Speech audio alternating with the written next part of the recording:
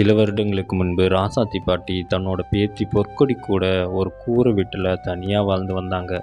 அவங்களோட முக்கியமான வேலை என்னன்னா கீரைகளை விளைய வச்சு வியாபாரம் பண்ணுறது. அவங்களுக்கு என்ன ஆச்சுன்னு இந்த வீடியோவில் பார்ப்போம்.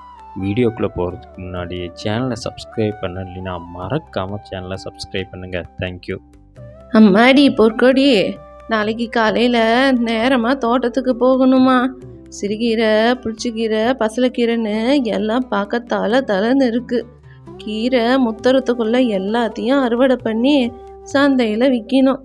வறட்சி காலம் வந்தால் கிணத்துல தண்ணி வற்றி போயிடும். அப்புறம் தண்ணி இல்லாமல் எல்லாம் காஞ்சி வீணாக போயிடும். வறட்சி காலத்தில் நம்மளால் எந்த விவசாயமும் பண்ண முடியாது. கீரை விற்கிற காசை வச்சு தான் வறட்சி காலத்தில் வாழ்க்கையை ஓட்டணும் பொற்கொடி. சரி பாட்டி, நாளைக்கு காலையில் நேரமாக தோட்டத்துக்கு போகலாம். பள்ளிக்கூடம் போகிறதுக்கு முன்னாடி எல்லா வேலையும் செஞ்சிடணும். பள்ளிக்கூடத்துக்கு காலதாமதமாக போனால் உள்ளே விட மாட்டாங்க. அடுத்த நாள் காலையில் 2 பேரும் வயல் வேலைகளை பார்க்க ஆரம்பிக்க, ராசாத்தி கிழவி, படிக்கிற பிள்ளைய எப்படி வேலை வாங்குறியே? அது இங்கே வேலை செய்யுமா இல்லை பள்ளிக்கூடத்தில் போய் படிக்குமா? உடல் அசதியாக இருந்தால் அங்கே தூக்கம் தானே வரும். காலங்காத்தாலேயே பிள்ளைய கூட்டிகிட்டு வந்துடுற. என்னடா முக்கையா பண்ணுறது? சேத்துல காலை வைக்கவே இந்த காலத்தில் பிள்ளைங்கெல்லாம் பயப்படுதுங்க. எல்லா வேலையும் கற்றுக்கணும். கூலிக்கு விட்டு கீரையை பிடுங்கன்னா முதலுக்கு மிஞ்சாது போல. அதுக்குத்தான் பிள்ளைய வச்சு வேலையை வாங்குறேன். பரவாயில்லைங்க சித்தப்பா, நான் வரலன்னா பாட்டி ஒத்தையாக கஷ்டப்படும். கூலிக்கு விட்டால் காசு போகும்னு அது யாரையும் விடாது. இப்படி வேலை செஞ்சு உடம்புக்கு எடுத்துக்கும். ஆமாம், கிளவி சொல்கிறதும் நியாயம்தான். இல்லைன்னா ஆயப்ப இல்லாமல் உன்னைய தனியாக காப்பாற்ற முடியுமா? கிளவி உனக்காகத்தாமா பல்ல கடிச்சிக்கிட்டு உசுறு பிடிச்சிட்டு இருக்கு. வேலைன்னு அலையாமல் நல்லா படிமா. படித்தா தான் இந்த காலத்தில் மதிப்பு. 100 ஏக்கர் நிலம் இருந்தாலும் படிக்கலைன்னா கை நாட்டுன்னு தான் சொல்லுவாங்க. கற்றோருக்கு செல்லும் இடமெல்லாம் சிறப்புன்னு சும்மாவா சொன்னாங்க? நல்லா படி, மற்றவங்களையும் படிக்கவை. இப்படி சொல்லிட்டு முருகேசன் அங்கிருந்து கிளம்பி போக பொற்கொடியும் வேலையை முடிச்சுட்டு பள்ளிக்கூடம் போனான். அன்னைக்கு சாயந்தரம் பொற்கொடி பள்ளிக்கூடம் முடிஞ்சு வர ராசாத்தி பாட்டியோ, அம்மாடி வாமா சீக்கிரம், வயலில் கீரை கட்டி வச்ச வாக்குலேயே இருக்கு, போய் தூக்கிட்டு வந்துடலாம். கீரையை பிரித்து கட்டி வைக்கணும், அப்போ தான் விற்க சரியாக இருக்கும். பாட்டி சீக்கிரமாக போயிட்டு வந்துடலாம். எனக்கு படிக்கிற வேலை அதிகமாக இருக்குது. காலையிலையும் சாயந்தரமும் வேலை செஞ்சால் ராத்திரி மட்டும்தான் என்னால் படிக்க முடியும்.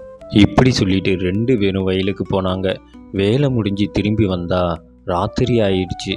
பொற்கொடியோ, ஐயோ என்ன பண்ணுறது, ராத்திரி ஆயிடுச்சு, நான் எப்படி படிப்பேன்? நம்ம வீட்டில் மின்சார விளக்கு வேற இல்லையே. சரி, மண்ணெண்ணெய் விளக்குல தான் படிக்கணும் போல. இப்படி தனியாக பொற்கொடி நினச்சிட்டு இருக்க ராசாத்தி பாட்டி அங்கே வந்தாங்க. அம்மாடி, நான் ராத்திரிக்கு சாப்பாடு செஞ்சுக்கிறேன். நீ போய் அத்தை வீட்டில் கொஞ்ச நேரம் படிச்சுட்டு வா. அங்கே மின்சார விளக்கு இருக்குது. உங்கள் அத்தை ஒன்றும் சொல்ல மாட்டான். ஆனால் பாட்டி, அவங்களுக்கு தொந்தரவாக இருக்காதா? நான் மண்ணெண்ணெய் விளக்குலையே படிச்சுக்கிறேனே.